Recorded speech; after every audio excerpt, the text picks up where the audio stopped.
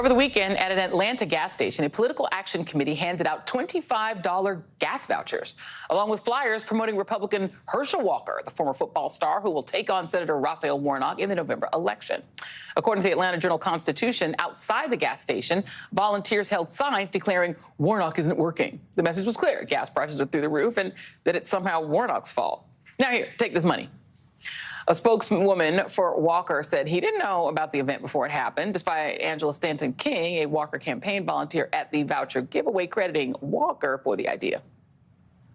Herschel Walker decided, you know what, we're going to do this free gas giveaway for the community. I want them to know that I care. I'm coming with gas vouchers for everyone.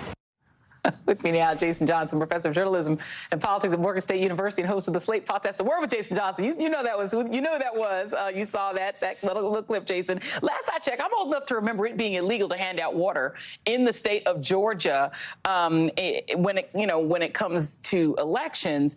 Offering food or water waiting in line, you now risk misdemeanor charges. And also, there is a story in the Atlanta Journal-Constitution about a state representative named B. Nguyen recalling how the office of Georgia's top election official sent an investigator to a Metro Atlanta precinct in 2020 with firearm on hip and demanded that all food and water be removed. Yeah. And yet, Herschel Walker can hand out gas cards. What's happening? Capri Suns when you want to vote, that's a violation. But trying to buy you off with gas cards, that is a capital offense. Joy, this is the part that always sort of galls me about this. I contacted a colleague who is an activist and organizer down there, and she said quite candidly, this is what shows you the people who are running Herschel Walker's campaign have no real connection to the black community. We will happily take your $25 gas card and still vote against you. That's not new. And I don't know why anyone thinks, other than abject racism, that black people can be so easily bought. Barack Obama had a whole stimulus package. That didn't mean white people voted for him. Joe Biden put shots in arms and put $2,000 in the bank for everybody. Doesn't mean white people like him. Who thinks we are that cheap? That's what galls me about these kinds of claims by Herschel Walker. What's interesting is it, as you said, and it also shows that they're not trying to win black voters over with, I don't know, ideas. They're not saying, here's a better plan for your life. They're just saying, take this money. You gonna vote for Herschel? It is sort of an interesting thing. I mean, but it isn't just black people. I'm looking at all these stories that my wonderful producers put together for here. You got the stories in the American Prospect of RNCs opening community centers. They're trying to go after the Lumbee Indian population in North Carolina. They're going after Asian Americans, trying to court non-white voters all over the country. They're pursuing indigenous voters. They're doing all of these things to try to get into the community, but they're not actually speaking about the community as if they have humanity. They still talk trash about these communities, but they go in with what's in the community centers.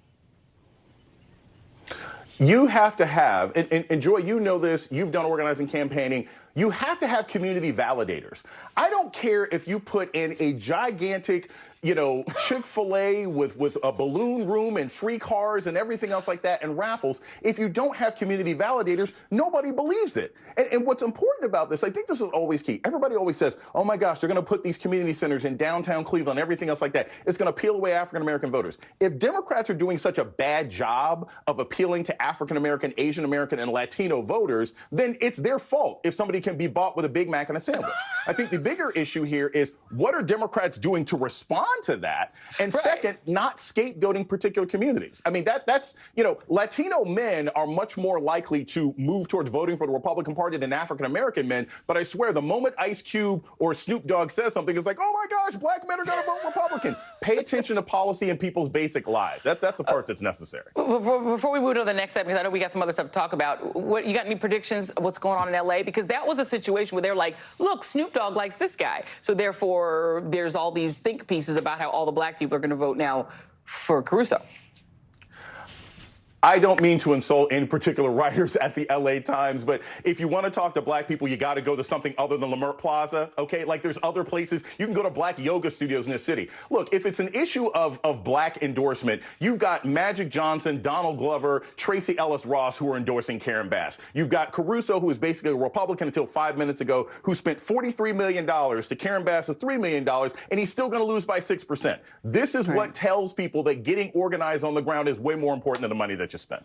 Yeah, and I love Snoop. So listen, I think when I listen to, I think it's important that he's voting, and I'm excited that he's involved in politics. I'm gonna leave it there. Jason's gonna stick around.